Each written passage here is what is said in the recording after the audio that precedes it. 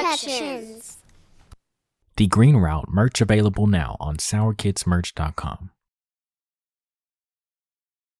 Due to suggestive adult themes and dialogue, this podcast is intended for adults. In other words, the truth is ugly, so we get ugly right along with it. Everything we say is out of love for ourselves, our people, and our community. Sincerely, the Green Route Podcast. I want to welcome y'all back to the Green Route Podcast. I am GS. And I am Marlusa. What's up, y'all? Welcome back. It is a Do-Rag Wednesday.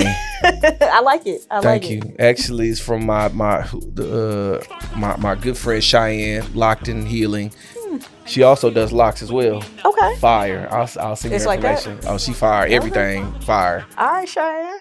So I'll send her your contact. I mean, I'm cool with getting my hair done on camera. If you want to come retwist me while you we know record, what? We can do some Allen Iverson side of the game. Had his mama doing his hair at the You know game, what I'm saying? Juneteenth is coming up soon. We might do a Juneteenth episode. And also, someone reminded me, crazy enough, it was one of our Brown cousins who reminded us that the year anniversary for the Montgomery brawl, the fantastic folding chair. The fantastic folding chair. We may have to do a special on that. We got to have a barbecue or something. We have to have it outside.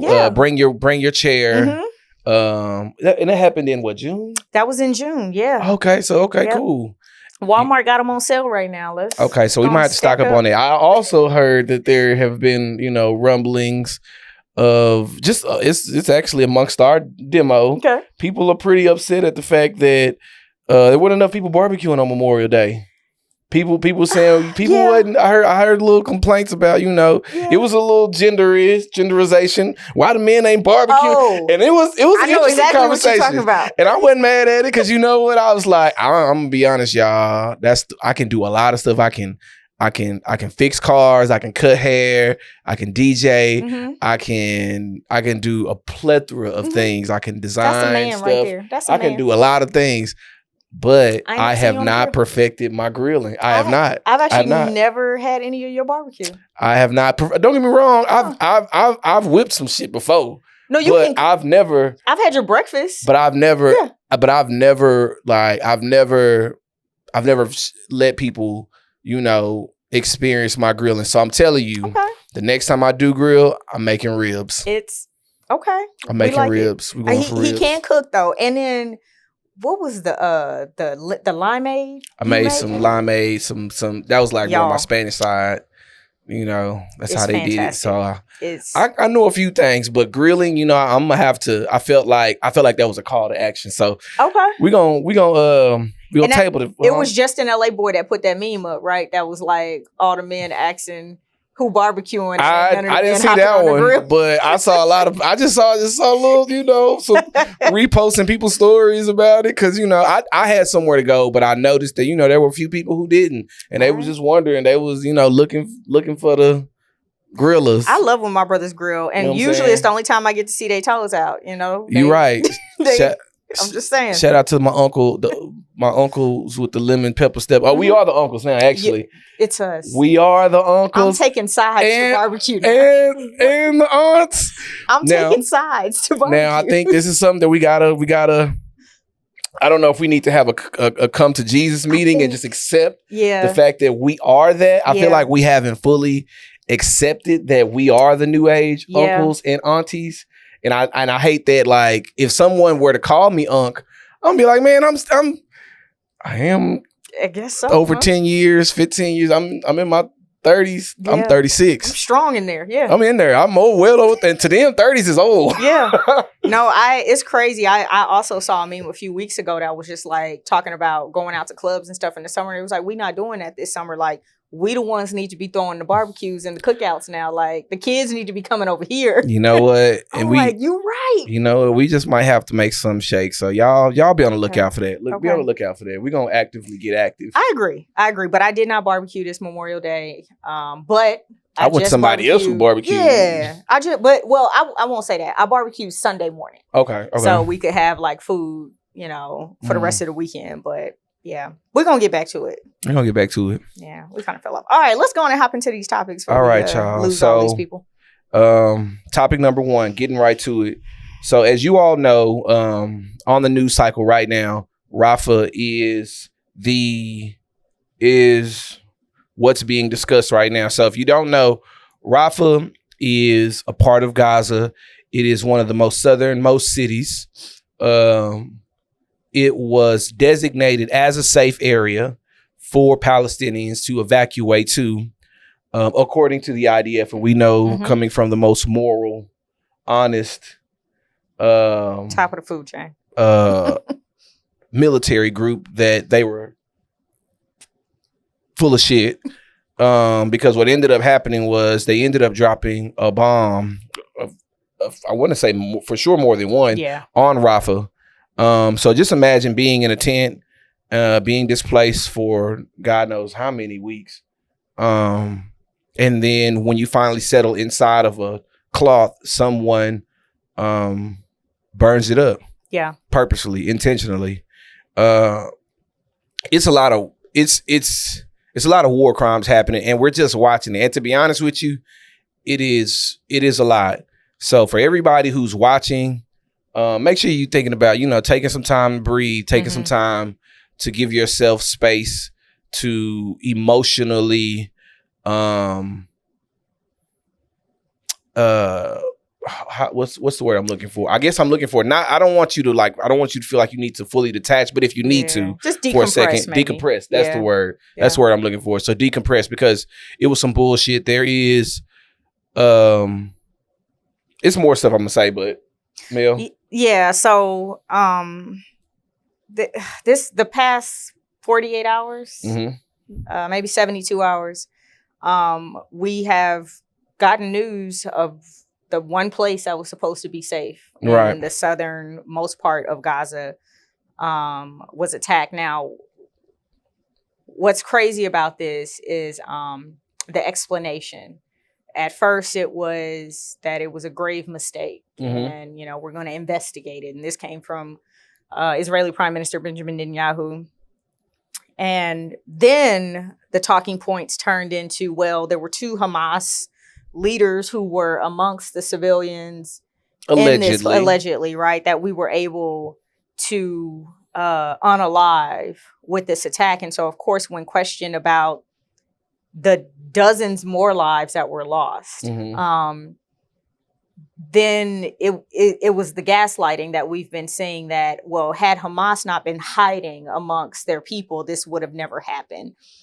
AIPAC, after we saw the pictures and the videos, right? And I'm gonna go back and agree with GS in saying, if you are watching that stuff consistently, like we are, I had a moment yesterday where that video of that headless child being held up came across my feed again, and I felt myself getting overwhelmed, like as I watched it. And I remember actively putting the phone down and telling myself, like, okay, just go outside and take a walk. Like, just go, not detach, right? But decompress for a minute, because we can only do this work if we take care of our mental health, and if we take care of our own hearts. And so he made a good point. Don't detach, but definitely decompress, because that's a lot to take on. We don't know these people personally, but our humanity is involved here. Right. So yeah, when questioned about this, there were all these excuses as to why this happened, but AIPAC put a statement out that was fucking disgusting. It was disgusting. I didn't see it. It was their official Twitter account, actually, and I shared it on my story yesterday. Let me find it really quick. But pretty much what AIPAC was doing is saying that, well, the war could be over if they do this, and that. So, okay. AIPAC said the images coming out of Rafah tonight are horrific. This terrible tragedy is a result of Hamas's evil strategy of hiding its leadership, fighters, and weapons amid and beneath Palestinian civilians. Hamas started this war by showcasing its disregard for Israeli lives, and every day since it also shows its disregard for Palestinian lives by using them as human shields. To help bring an end to this war, international pressure on Hamas must increase to force the terror group to surrender and free the hostages. Instead of saying, hey, there was an utter disregard for Palestinian lives in an alleged attempt to go after two Hamas officials. AIPAC, the same lobby group that funds almost all of your politicians, decided that the real issue here is Hamas allegedly hiding amongst Palestinian citizens. And that in itself is against international law and the way we are supposed to conduct ourselves as international citizens, because it literally means that there is collective punishment. Yeah. The people of Palestine are being punished for 2 Hamas officials allegedly hiding amongst them. I don't know what else to say outside of that. I think so number one, AIPAC, a lot of these Israeli apologists have realized that their only method is to stick to their guns, literally and figuratively, to keep saying the same thing, to keep spinning the same narrative, and they'll say these things for the sake of giving themselves leeway with the U.S. government, because again, these are the things that they are feeding to Biden. Mind you, Biden also did say that a ground invasion into Rafah would be terrible. That's not what they should do. But let's be clear. That's again one of those bullshit safety perspectives, because Israel hasn't been doing anything until after they've actually completely bombed these places. So a ground assault isn't going to happen until they finish dropping bombs and pushing people out. So yeah, he's against it because it only happens after the worst part. So yeah, there's that. I also thought it was interesting. We brought up Nikki Haley and how there are people who are just so far gone. And I think that's what makes the legitimacy of American politics look so fucked up, look so terrible, because she was a legitimate front runner for the GOP. Yet here she is, the same weekend of Rafah, in which innocent people are dying. A man literally held up his beheaded child. Again, that was Biden's. I'm gonna come back to that part. Let me come. You already know that part. Please look around to that. Yep. But we have what happened in Rafah. Meanwhile, in that same cycle, Nikki Haley, again, Indian woman whose name changed, who changed her name purposely, signed a missile, an American-made missile, because that's the other part about it. They're finding fragments of these bombs with U.S. with U.S. writing on it, labeling on it, showing that this is where it came from. So it said "finish them." Said "heard America loves Israel," and it's disgusting, y'all. Again, it takes away the legitimacy of our American government, our American defense system, specifically, again, the same thing the real terrorists accuse other people of doing. They're the ones that they're guilty of. They came out with the narrative in the very beginning, around the October 7th time, about these babies being beheaded, something that Biden ran on. Yes. And repeated. He repeated this. Literally in Rafah, a man was holding up the body of a child who had lost his head, who was decapitated as a result of what happened, as a result of genocidal bombing. So it's like, but yet again, there's no real response from the Biden administration. Kirby, the White House spokesman, said that we are looking into investigations, and then the response from the reporter was, "You're waiting on Israel to investigate themselves." And it's just like, I'm telling y'all, there's nothing. They're running out of excuses. They're running out of, because none of it makes sense. The only thing that does make sense is the fact that there's money coming in. That's the only thing that makes sense, because we can't wrap our minds around the contradictory statements, the images that we're seeing. They're telling us one thing, but we're seeing something that's completely different. So my last point really is, it's the money. The money is the most powerful thing. It's more powerful than children. And again, we're talking to people who are totally okay with not doing anything with gun massacres that happen here in America. So of course they don't give a shit about Palestinian children. Yeah, I saw somebody write something of the same essence. It talked about like we're asking the same people who don't care for their own children to care for the children of Gaza. And it really put, I mean, yeah, I knew it in the back of my mind, but I guess to see it written like that was just like, yeah, we're asking people who have shown us time and time again. When Sandy Hook happened, right? That should have let us know right then. Yeah. When little white children can be massacred and they do nothing, what makes us think that they care about Muslim, brown children? I would even go as far as to say it's black children dying. Black children dying. American black children dying in the hood. We knew we didn't. But we knew that. Niggas been telling y'all for centuries. Yeah. For centuries, right? And what's crazy is it was another guy I saw on TikTok yesterday who was talking about like we have tried to warn y'all for years and for decades and for centuries what this was, but now, and I don't know if it's because we can share information the way that we can and it's in your face, but it's crazy how now everyone is waking up to the fact that this place does not care about you. My last point for real. I've said this and I've said this before. Everything that they've done on a small scale to black people in America, and we're talking about ethnic cleansing, we're talking about babies literally being murdered. Because again, they fed them to alligators and shit. We're talking about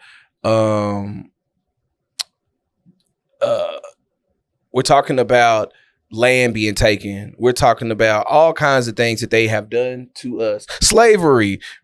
We're talking about completely ignoring the rights of quote unquote your fellow citizens. We have seen it all. America has been guilty of it all in some way, shape, or form. And to your point, Mel, now we see it happening. And to some people, they're realizing that no, their savagery isn't just reserved for us. No, this goes beyond us. When y'all ignored it happening to us, when they ignore when the quote unquote regular American citizen, baby boomer, because I'm mainly talking about the 60, 70-year-old, 60 and 70-year-old liberals, white liberals. When you saw this occurring with us, you have to understand that was only practice. Yeah.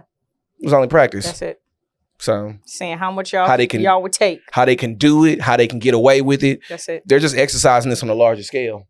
So here for it. All right, what else we got? Here we go.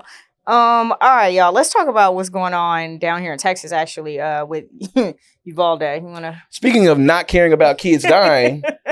Speaking of not caring, so it's some interesting things happening in Uvalde.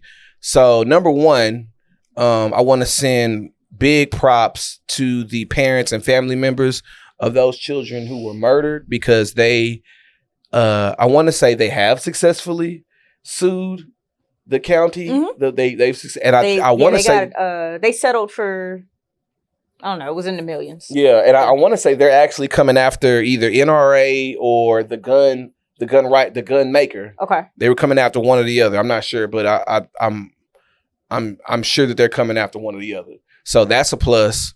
The makers of AR-15, the makers of AR-15, Call of Duty, and Meta. So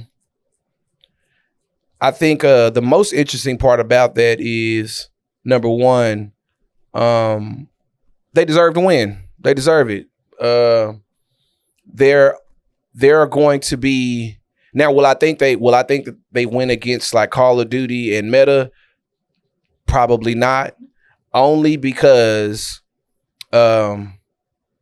money's involved, and And what I mean specifically is there's a lot of money that goes into social media. There's a lot of money that goes into gaming. And truth be told, violence has been at the heart of the top selling games. So that's just something that's just not going to change. Yeah. I don't think so. But if they win though, it will change. It will change how gaming will be in the future. Mm-hmm. As far as Meta goes, Meta has already been accused, Miramar, of enabling genocides because of how they allowed, or at least how they didn't have any regulatory standards in certain countries to keep that kind of language from spreading. Now, I think in America, Meta's probably better. Mm-hmm. I don't know. Mm-hmm. But in other countries, I definitely can't say for sure. So I just hope they win. I'm not gonna. I just hope they win everything. I hope they win. I hope they win it all.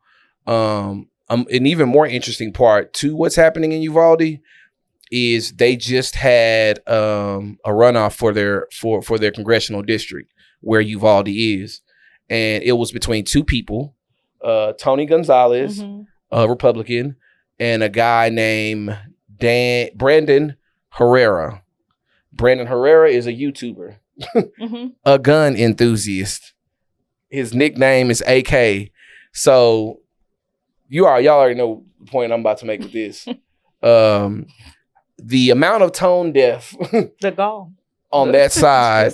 Why would you run again? You're running in this district, Uvalde, which had one of the worst mass shootings of children in history, and you are choosing to run as a pro-gun person. Like that's a big, if not the majority part of your platform. Yeah, I don't even see how he was even fully endorsed just in that district. Like, because they have that thought that if there were more good guys with guns, this would have never happened. But let's not forget that there were 150 officers, law enforcement officials on site that day. And it took them 75 minutes to They didn't even want to go school. in, if I'm not mistaken. They didn't even want to go in. Because they didn't even want to engage. What if we get shot? But no, your argument was always that the good guys with the guns were to save us all. And that's why you lobby for guns, right? That's what the NRA tells you, is that, hey, if we put guns in the hands of more good guys, exactly, we don't have to worry about this. Where there were 150 good guys standing outside of that school. You know who did roll up in that school? Who? That mama who kids was up in there. And she got them. And she hopped that fence and went and got her babies. And then I think she went back for a friend's kids, if I'm not mistaken. I think she did too.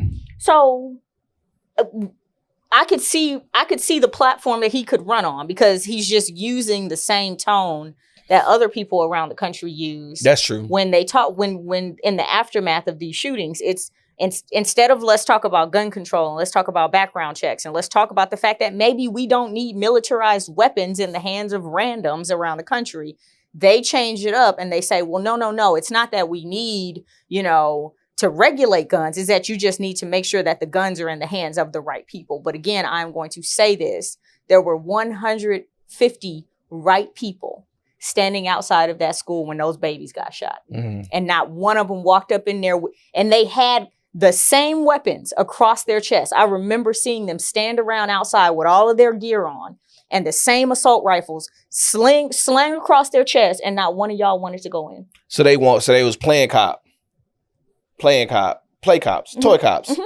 I like that, toy cops. That's what we used to call them. Yeah, and I would honestly go so far as to say that the family should also look at suing the folks who allow for this propaganda to be made. I was watching some movie and it was just like, this is propaganda for policing.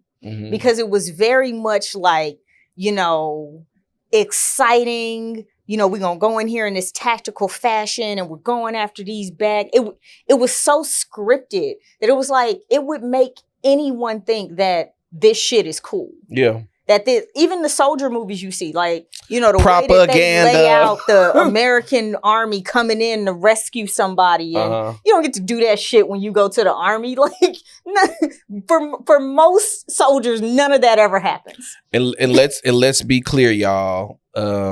Most of the wars since World War II which is the majority, have not been to really fight for democracy. They haven't been.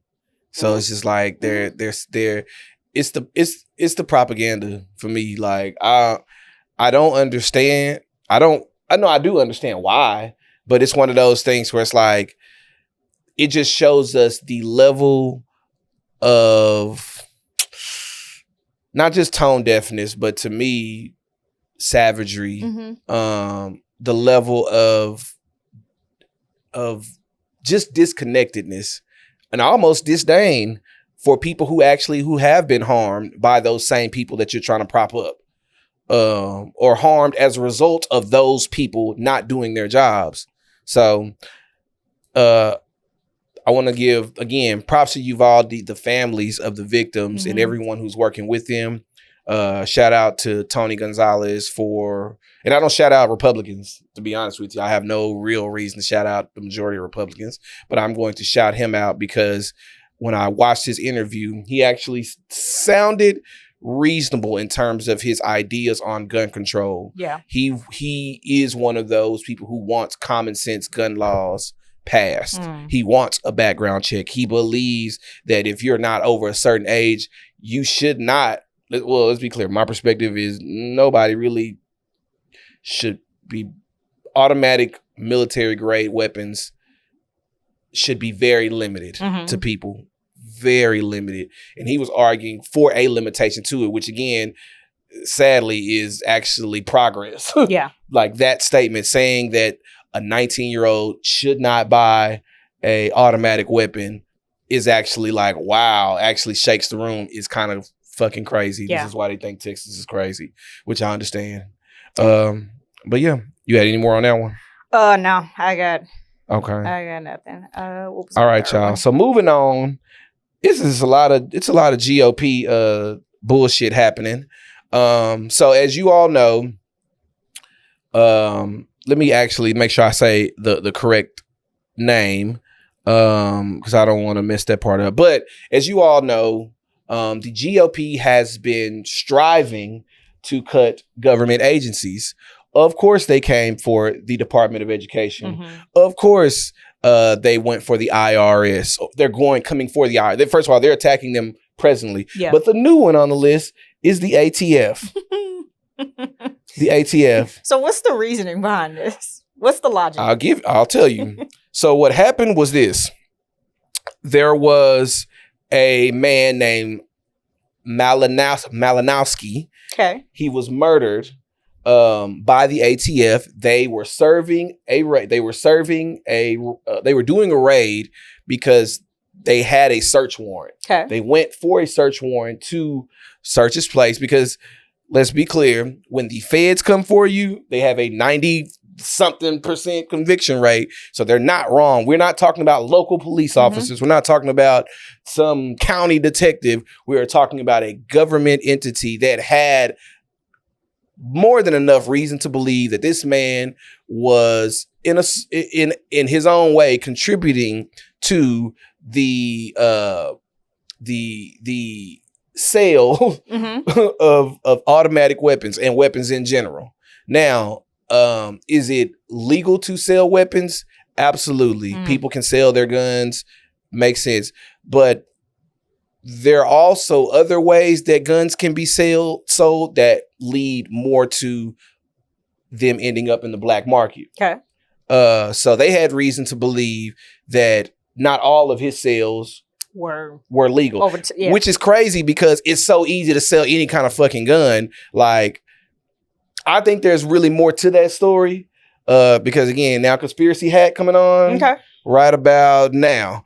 We all know what's happening in Chicago and a lot of these urban environments and how there have been countless stories of these kids getting guns because guns get dropped off or somehow, some way, these guns just in these poorest communities, they just end up in the hands of people, these nice high. And I don't know no gun manufacturers. We don't know any gun manufacturers. So if I'm there hasn't been any kind of evidence that's been put out to make me to substantiate my claim, but I wouldn't be surprised if he was involved in that. my perspective. Okay, so finishing why this connects. So he was killed in that raid, and then we have people who are now debating whether or not we should defund the ATF even more because of how they treated this man. Mind you, there have been a response. Jasmine Crockett, a few others talked about how Breonna Taylor and others who have been murdered by the police, and how these same GOP lawmakers had not much to say. Nothing. Almost nothing. Yeah. When I walked in, y'all were listening to last week's episode, I think, about the double standard. How there's a consistent double standard when it comes to something that's probably going to make you money, I'd imagine, because your lobbyist is going to keep writing those checks. It's the money, because we all know that the ATF doesn't come after the guys who are on the streets. Right. They come for the institutions, the companies, the corporations, the folks who are on a larger scale doing this illegal underground shit. Yep. That's who they're coming for. And I think that, again, that's the reason why the GOP, why they're doing what they're doing, because they're attacking these government agencies, because these government agencies have the responsibility of going after the big dogs. The big dogs just happen to be the ones who pay into shit. That's it. Yeah. I'm pretty sure the NRA would love even looser regulations on how guns can be sold and manufactured. For sure. I'm pretty sure the ATF is like, guys, come on. I mean, what do you want us to do? Just lay down and just not even look over into your backyard and see what you... So, I mean, I'm sure the NRA would say yes if you could just stay completely out of my business or go away. Oh, go away. Or completely go away. That would be fantastic, because then I could run amok, right? Because not only do I not have the regulations, but then the fear mongering that my politicians could do that will make people go out and buy even more guns, because the good guys with the guns are, how you stay safe. Right. So yeah, I'm pretty sure that the NRA probably looked over at this and was just like, this is going to be fantastic. But we all know this is the Dog and Pony Show. Do we really think they care about Malinowski? Do we really think that they care about this man, this gun owner, this citizen, this American citizen gun owner? Do we really think? No. It was interesting because another part of that conversation I was watching, what was his name?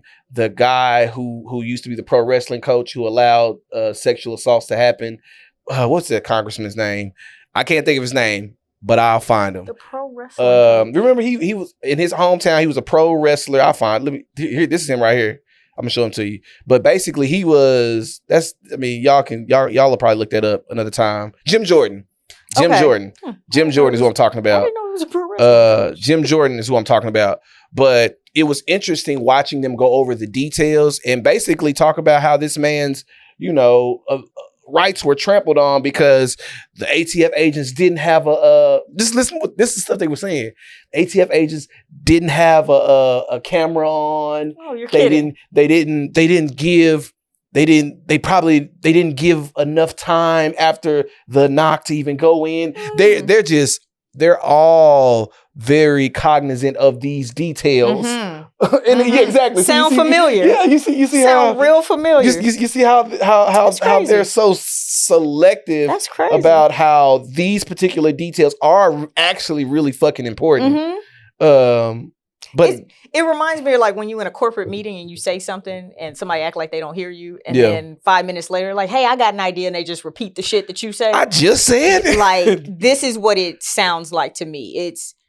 You just said they are cognizant of all of the things that happened in that Breonna Taylor case, right? In these cases where Botham Jean, right? Jean, yeah. Like same thing, right? Where we have repeated and parroted these details over and over and over again. It's cool when they do it. Like it's amazing to me that y'all do these things and either there's such a cognitive dissonance where you don't see the parallelism, or you see it, but you just don't give a damn because those rules only apply to them or they don't apply to me. And so to watch just how there has to be all these regulations amongst all these other things, but when it comes to your guns, we can't touch that. You want me to have a license to fish. You want me to have, papers on my dog. You like all the things that I have to have, but to have a weapon. Automatic weapon. The ones. All of a sudden, that's okay. And I'm going to tell you this. For all the people who be hitting me on the internet in my DMs talking about they're great for hunting. Bitch, you can't shoot if you need to spray 50 bullets in 20 seconds. You can't. You're not a hunter. Period. I'm one of those people to like I said, I'm from Texas, so I don't have issue with guns. I do like guns, but at the same time, like there is a fine line between what's reasonable and what's excessive. So it's like when will we get to that place to where again things make sense for the majority of us, because right now it doesn't. The majority of us do want common sense gun laws. The majority of us would like for the ATF to continue to go after those individuals who are selling guns on the black market, who are facilitating the pass around of weapons, because that's all that's happening. These weapons start off somewhere in some police station and then somehow end up in somebody's spot. You know what I'm saying? So so I don't know. But my point to this whole situation is it's just interesting because again, it's two things.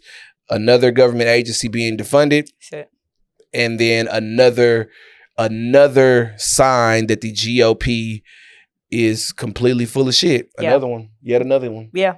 And my last point to that, another congressman had to point out the difference between what happened with Breonna Taylor and this man.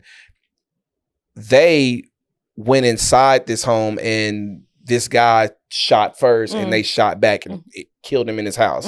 Breonna Taylor, they hadn't even entered the house and they were shooting from the outside. They shot through the door. They shot through doors. Yeah. So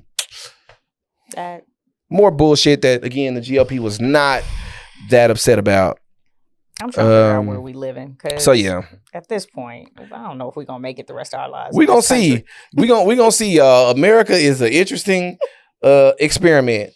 All right, y'all. So for our next topic, I wanted us to talk about as a result of Biden's ineffectiveness. There have been a nice rise in independent candidates. So, and truth be told, they're all saying some really good stuff. Cornel West has taken the lead within the independent party, and he's been on the forefront talking about what's happening in Palestine. He's been talking to Mark Lamont Hill, who got fired for talking about for holding people accountable. That's it. So there are a few others as well. So I wanted to make sure we looked at them as well. So we have Cornel West, Melina Abdullah, who would be his running mate. We have Claudia de la Cruz and Karina Garcia. I actually saw their stuff. I want to say maybe two months ago, a few months back. Okay. I haven't really paid too much attention to their platform. They're socialists. They're socialists. Okay. They are socialists. Got it. Yeah. So they want economic justice, environmental sustainability, universal health care, ending U.S. imperialism, immigration reform, police and prison abolition, and education reform. All of which I can get behind. All of that. I can support all of that. Yeah. Jill Stein. Green Party. Right. She's Green Party, yep. Her focus is on implementing a Green New Deal, universal health care, ending U.S. military interventions, reducing military spending, and advocating for social justice reforms such as reparations for Black Americans and codifying abortion rights. So now I remember where I was like, where do I remember Jill Stein from? And I do remember she did talk about reparations for us, which I absolutely support. And I don't think we should stop asking for reparations. I mean, don't get me wrong. I know that there's a lot going on, but it's absolutely necessary for us to keep that at the forefront because, and I'm going to tell you my reason why, and this might be kind of, I don't think it's messed up, but I just think we need to get our money before America goes bankrupt. Like they owe it to us. I'm okay with that. Like don't get me wrong. Besides the fact put that inflation on mine. I need today's dollars. Yeah, I need $2024. So the 40 acres and a mule for Mel would actually be about do the what is it? The net present value of money. Yeah. I need that business school calculation applied to my money. 240 acres. That's you need 240 acres and about 4 mules. And about 7-8 mules. Yeah, multiplied. You know. Give me a male and a female, they can procreate. You know what I'm saying? We'll be tax write-off with some bad walking around some goats out there, some sheep. You know I'll be good. Love to have a farm. By the way, I do want to point out, so in the last 24 hours, Jill Stein announced that she has officially collected enough delegates to become the Green Party nominee. So very, very important. Cornel West, I have loved his platform since before he announced he was running for president. Cornel West is another person who has been front and center on speaking about what was happening in the Middle East before October 7th. Like he was very, very open and honest about what was going on there. And so, of course, his voice has only gotten louder since October 7th. But he is one of the great thinkers of our generation. Yeah. I don't think anyone can take away that he is one of the greatest scholars that at least I have seen in my lifetime. As far as like the way he is able to dissect ideas on both an intellectual, but also a spiritual, ethical, moral level. Yeah. And that's the other thing I will say that I really like about Jill Stein. Like, not only is she just a smart person, but I think she's connected to like the softer human stuff that I think a lot of our politicians try to get rid of. Like they try to be a strong leader, and a lot of times that strong leadership strips them of their humanity. Yeah. And so I like that both of them, and I wish I knew more about the socialist candidates. I would say the reason why I like them, Claudia De La Cruz and Karina Garcia, is because the wideness of their platform, kind of including all these, because my perspective is, I think when you go in wanting to fix that one thing, there are so many issues that kind of cloud it, or so many layers to it that you have to deal with multiple things just to get to that one thing. That's why I like when people be like, when politicians are ruled by that one thing, I just want kids to be educated, and that's it. And it's like, bro, do you are aware that a lot of the miseducation comes as a result of the systemic poverty that's around them, the environmental violence that's around them, that bread number 40 that you feed them for breakfast every morning. the food itself. Yeah. So I'm for candidates like them because, again, there are a plethora of things that you have to address to fix even one problem. Yeah. I like that. No problem is alone by itself.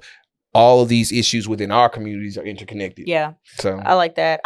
It's funny, I was looking in on a debate between Jasmine Sherman, and she was doing a live, and so they were just kind of talking about they were asking her if she felt like her candidacy for president, I'm surprised she wasn't on that list, would take away from, you know, you interviewed from Biden. And I'm just like, I'm watching it from the background thinking like, who gives a fuck? Like, you know, I think the last election we were voting against someone rather for. This election, I think people are so torn because somebody argued with me about this online. They were like, well, you know what Trump wants to do, right? Because I was kind of speaking against like Biden, like, and how he's behaving himself. He's just behaving terribly, Biden. You're behaving terribly. And so I was kind of speaking against him, and somebody was like, but you know what Trump is going to do. And here's the thing. I'm not saying that I'm for any of these motherfuckers, but one thing I can appreciate is that Trump told us what he was going to do when he did it. Biden said he was going to do some shit and didn't do it, and told us he wasn't going to do some shit and did it. I am of the belief that I'd rather be able to spot my enemy and say, that's my enemy right there. I do not like when enemies play friend. And that's what I'm starting to feel about Biden. Like all of the things that you ran on and you promised, a lot of them have not come to. The things that you said you were not going to do, including this red line when it comes to Gaza, you have gone in direct opposition of what you said you were going to do. And so I think that's one of the issues people are having. There's really no clear delineation anymore between the two front runners of the two main parties in the United States. And I think that's why we're seeing kind of this lane be carved out for these third party candidates, because America is sick of it.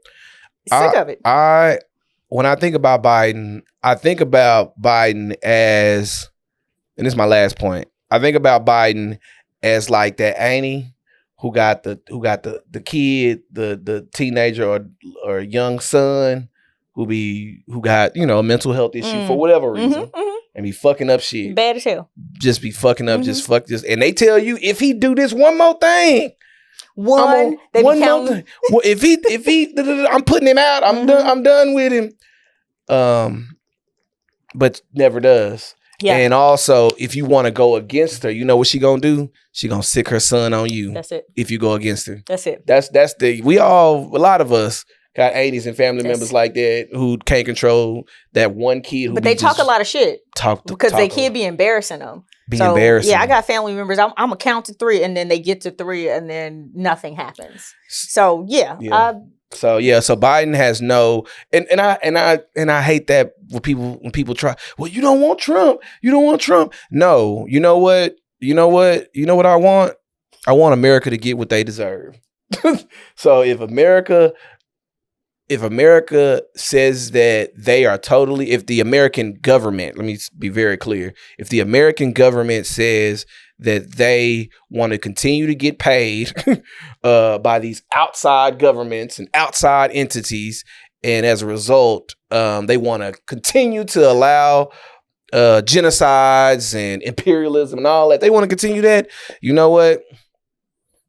That's y'all deserve these people. Y'all deserve these people. Yep. So they want to keep making their money through Raytheon and Boeing and General Dynamics, and so this is why we haven't seen anything stop, right? Because they know that money's going to stop flowing in. Because here's the deal: when we give foreign aid, part of the deal is you have to buy our weapons.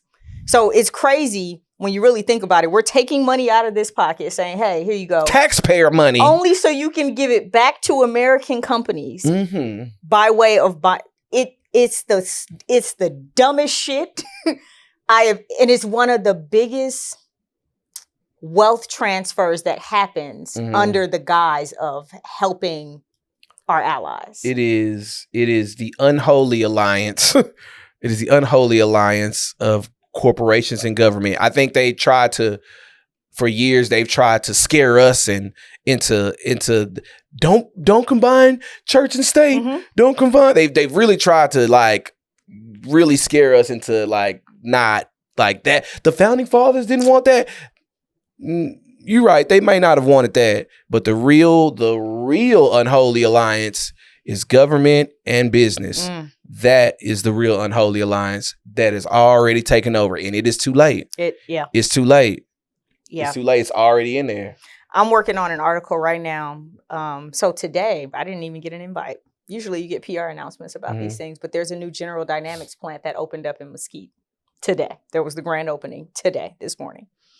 Colin Allred sent out a message, a note. His team sent out a little PR statement saying that, he was so excited about the opening of this. It's going to create 300 good paying jobs. And I thought it was interesting because as I'm reading it, he referenced the $95 billion foreign aid package.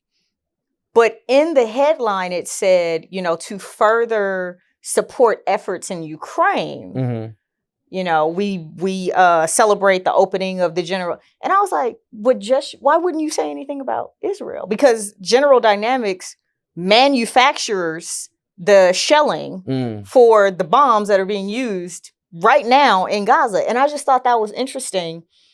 And I was like, oh, he's doing that because it's bad for business to mention Israel right now. It is.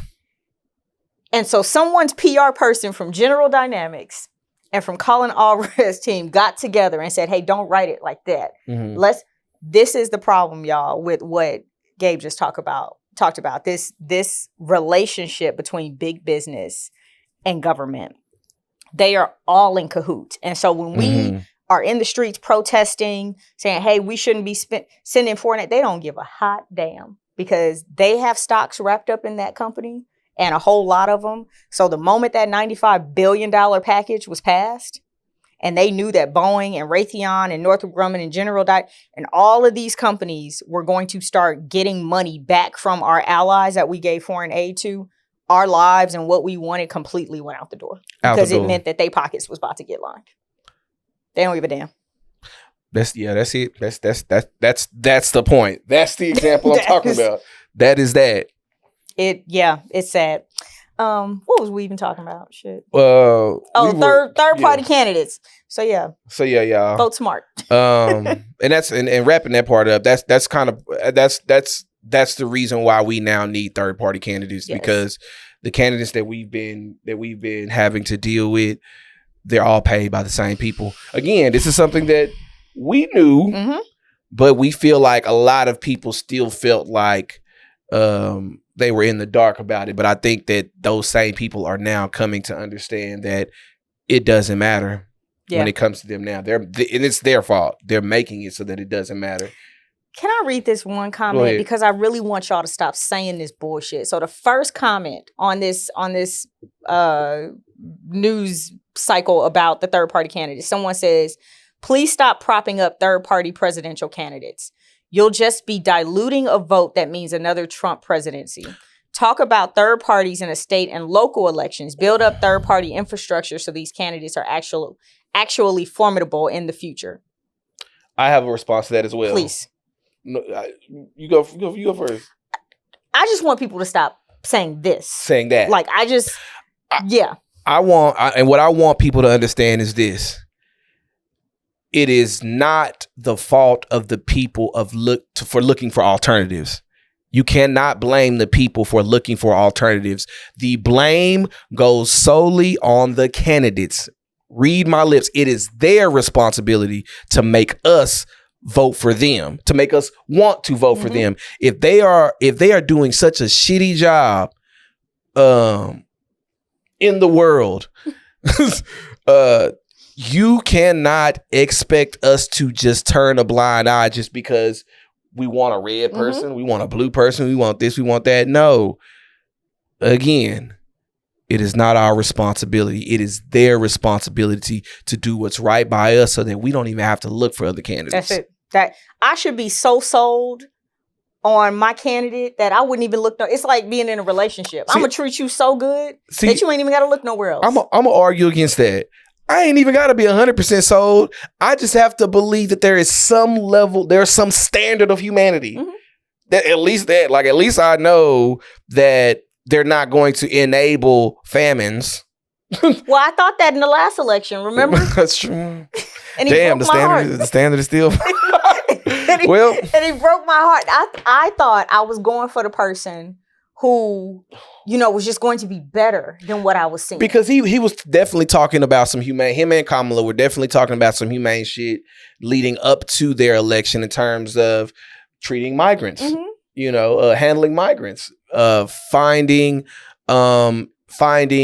and really settling in on real immigration reform.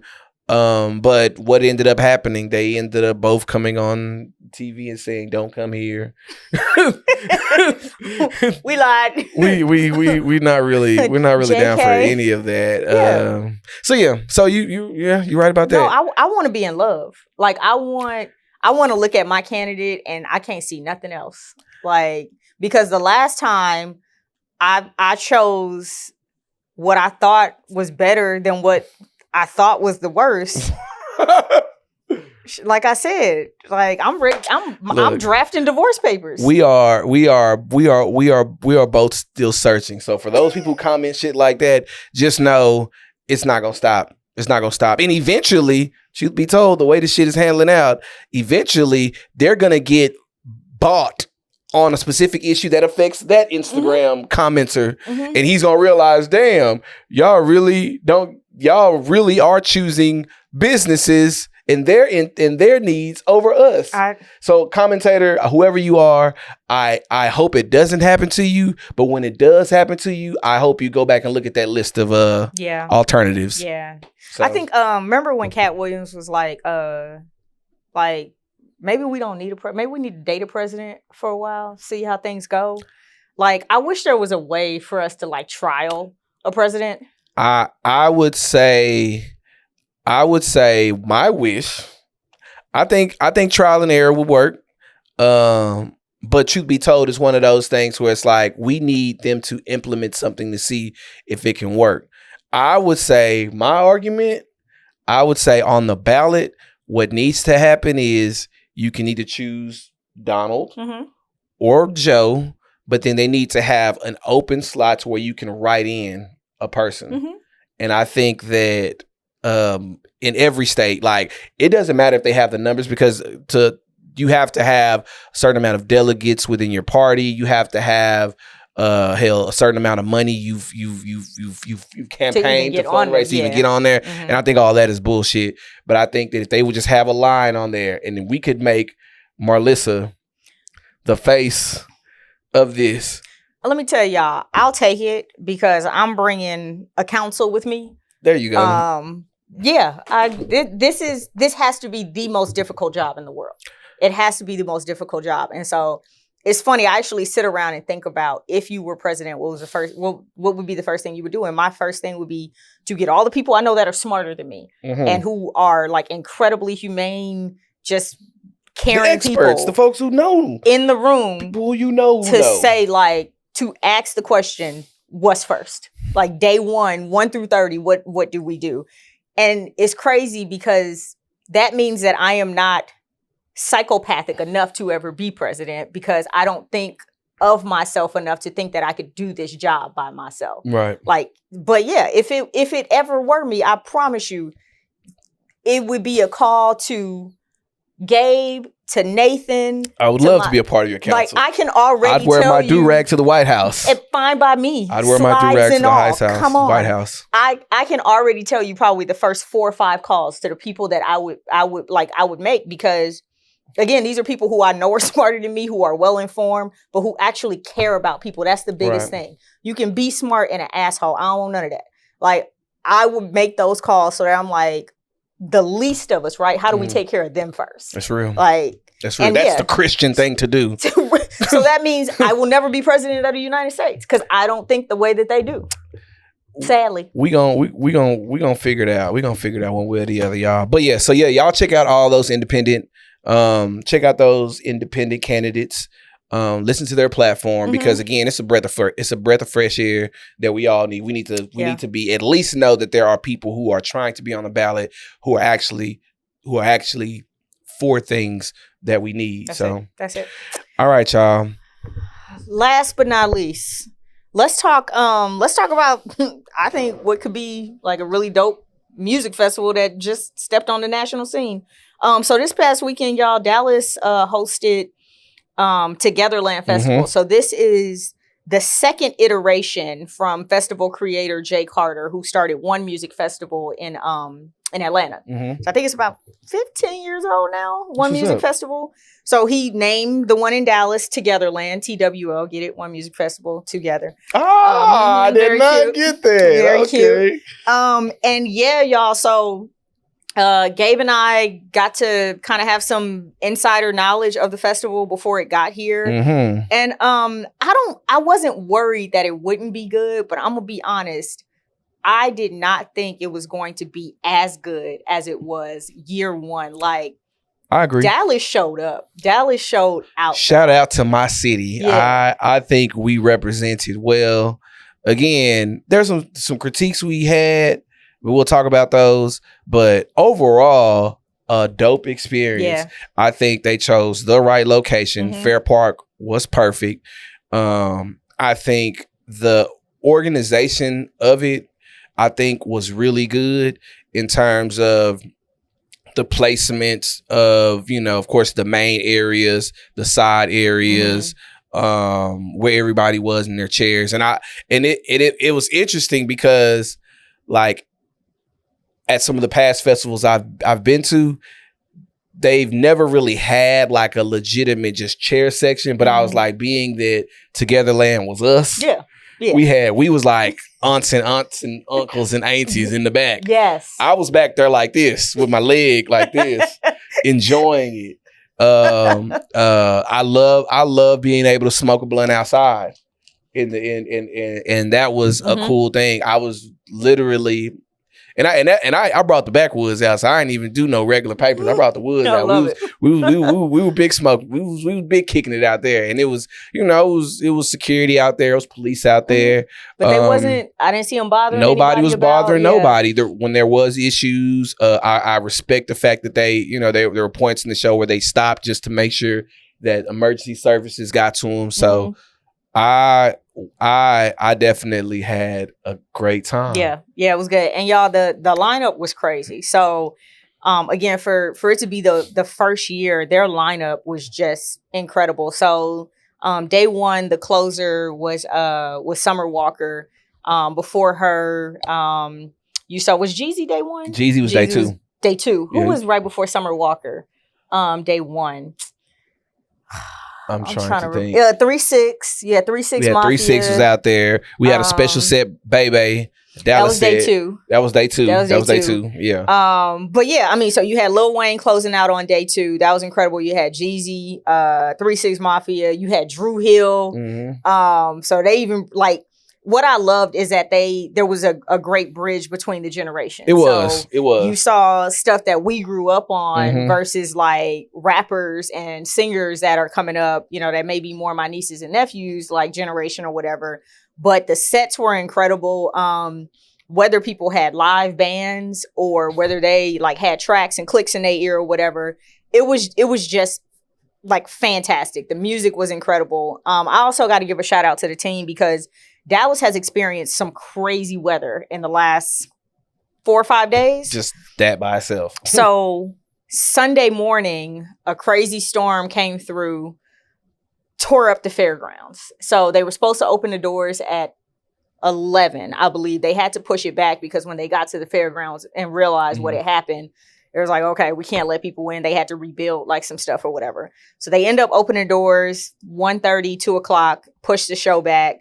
And their recovery was just incredible. By the time you got to the fairgrounds on Sunday, you couldn't really tell that anything had gone down. Excuse me. And so that was just amazing. The only thing that I would say critique wise, and we were just talking about this.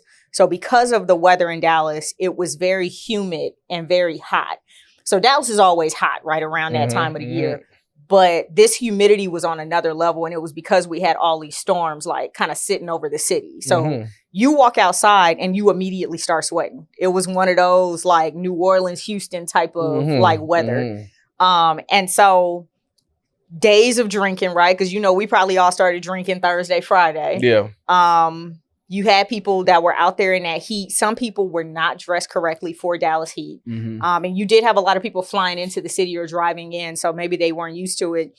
So towards the end of Sunday, you start having some medical emergencies. And again, it was because people are out there drinking, probably not drinking enough water, electrolytes.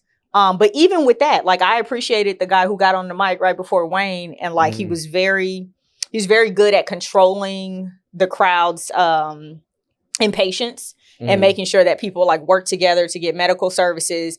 I start seeing the team, because I was in the photo pit. So I start seeing the team literally pass cases of water back through the crowd to kind of, make sure people were starting to hydrate.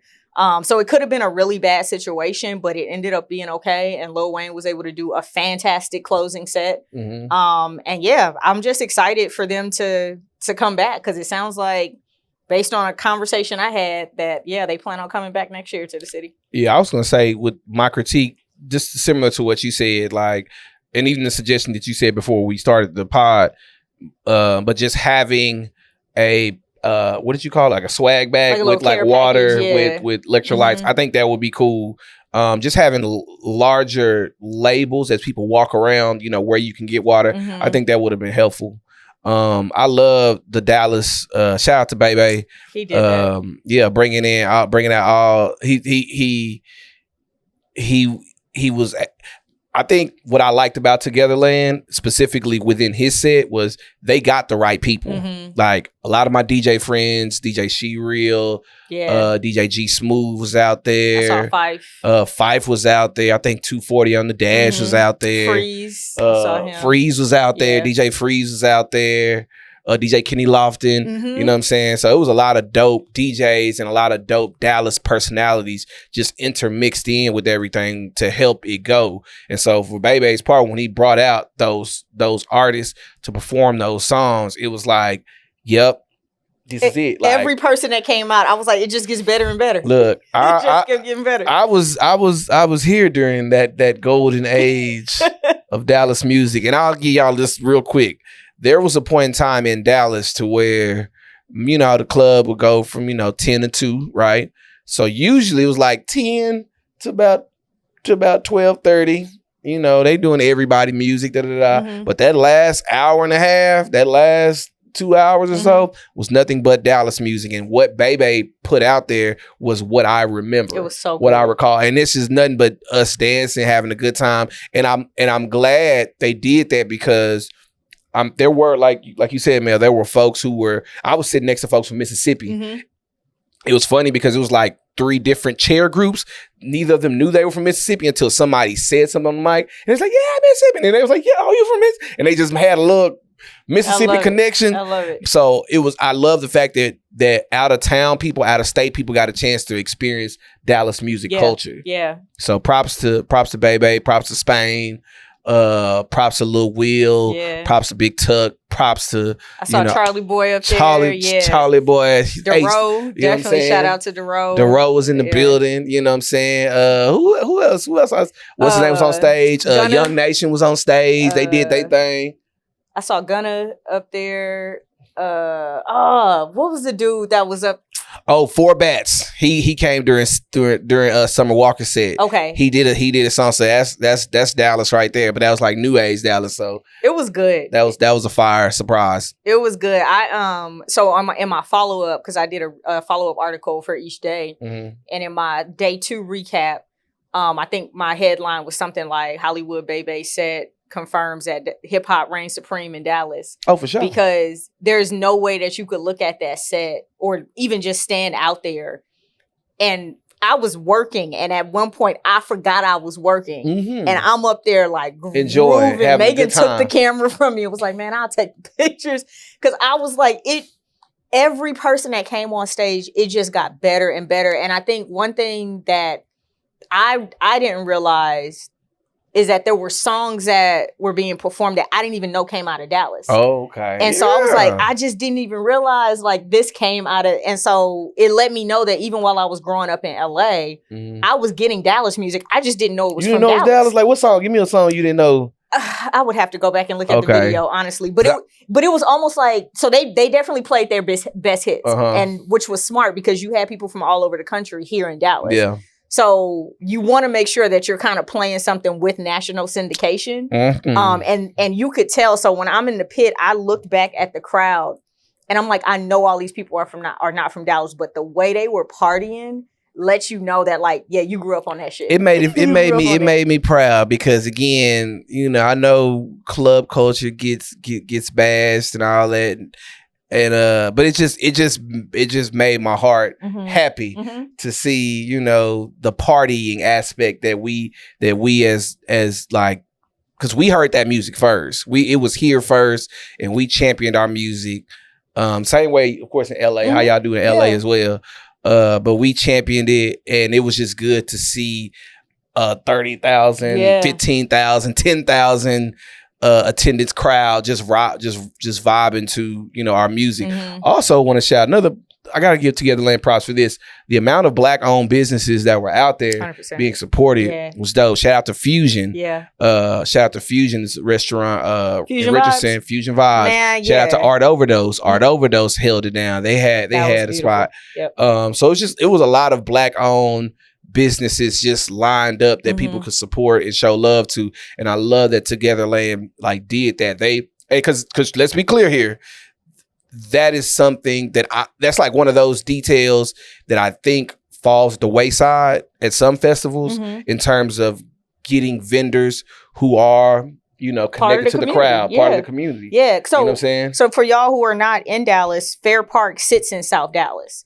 And Sunny South. Dallas, South Dallas is us. It's us. And so, it's us. And so that was one of the questions, even when they were planning that, you know, I was asking like, hey, how do you plan to integrate the community, you know, into this? Because you have people who already feel left out of the economic growth that's going on at Fair Park and in South Dallas.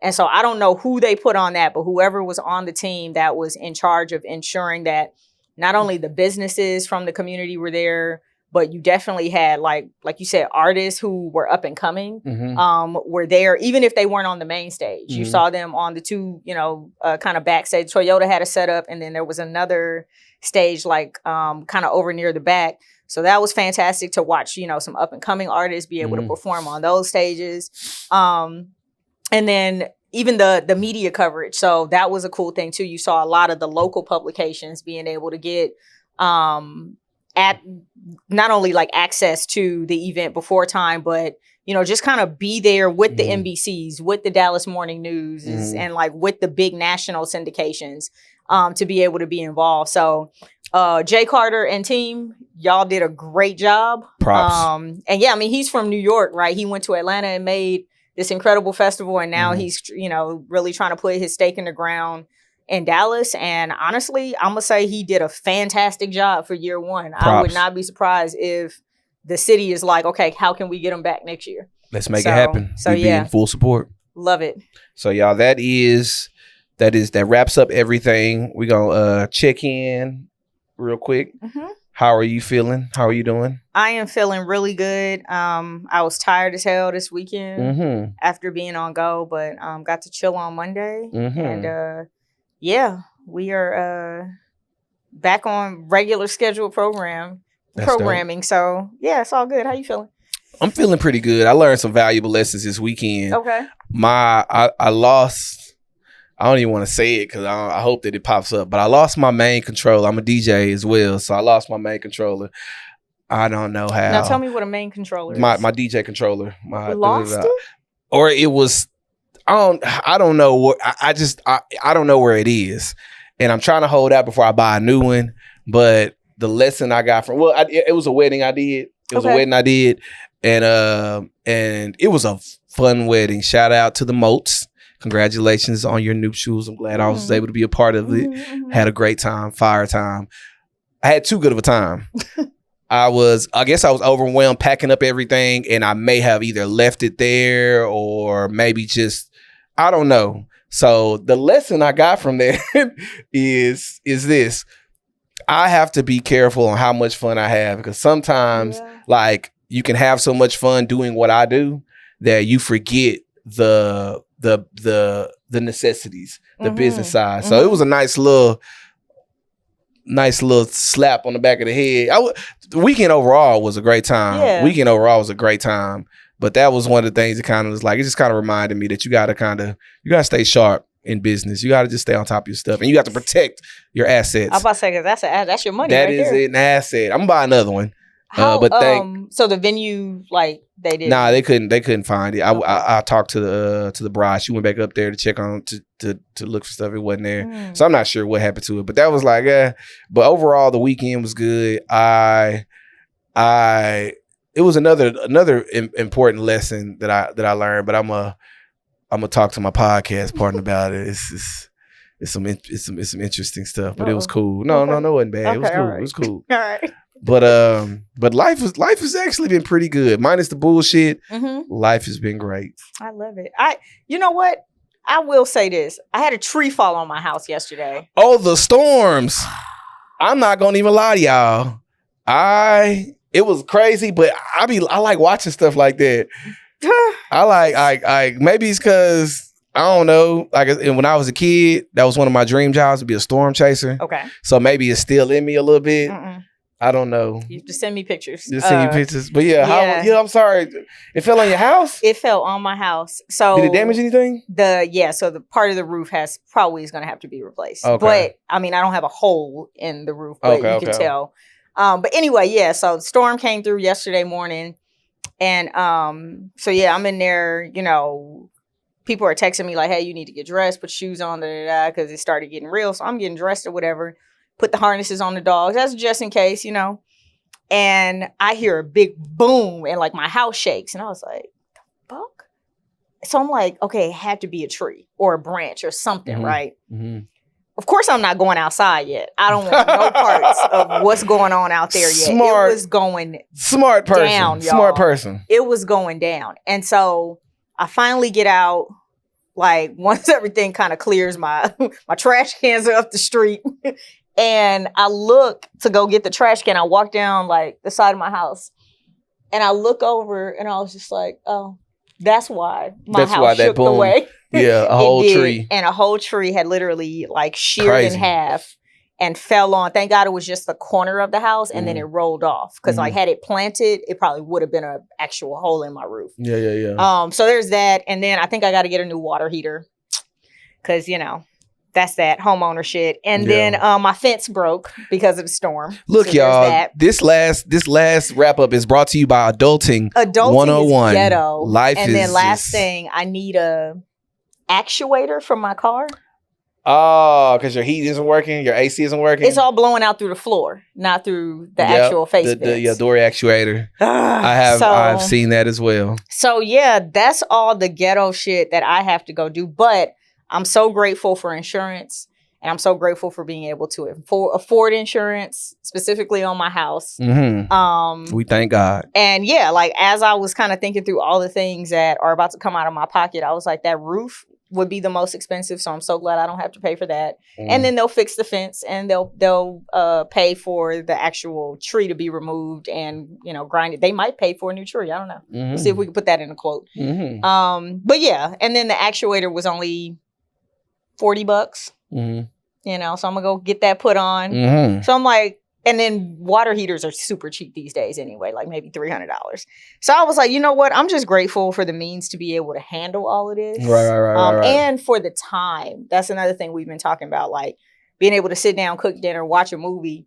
There was a time where I didn't have time to take care of any of this. And so I was just very grateful for being able to just take a couple hours out of my day and like call the insurance company and figure it out. So even though there's a bunch of bullshit, I'm actually in really good spirits. Cause I know that's how I feel. Like, it was like I'm grateful I can even afford to replace my stuff. I'm not gonna lie. Like I was like, I should be madder about this, but I'm not that mad because I know I'm just more annoyed and inconvenienced. Yeah, you get disappointed in yourself. Like I should have done better, but it is. I'm very grateful that.